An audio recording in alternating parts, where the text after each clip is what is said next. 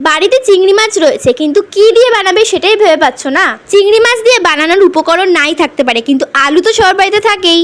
এই আলু আর চিংড়ি মাছ দিয়েই এমন রেসিপি বানাবো যে বাড়ির লোক পায়ের আঙুল পর্যন্ত চেটে খাবে। প্রথমে চিংড়ি মাছগুলো নুন আর হলুদ মাখিয়ে ভালো করে ভেজে নিতে হবে।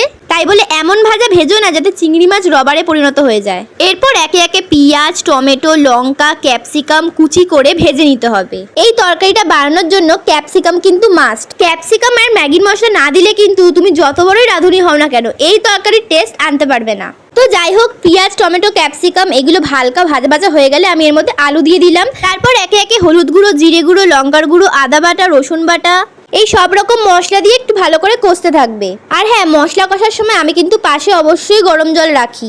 মশলাটা ভালো করে কষা হয়ে গেলে এর মধ্যে পরিমাণ মতো জল দিয়ে দেবো। তারপর মশলাটা দিয়ে কিছুক্ষণ ঢেকে দিলেই রেডি হয়ে যাবে। আর হ্যাঁ, এই রান্নাটা কিন্তু আমি আজকেই ফার্স্ট করলাম, মায়ের কাছে ফোন করে জিজ্ঞেস করে। আমি যত রান্নাই করি সব আমার মায়ের কাছেই শেখা। তো যাই হোক, ভিডিওটা এইটুকুই। দেখা হবে আবার নেক্সট ভিডিওতে। বাই।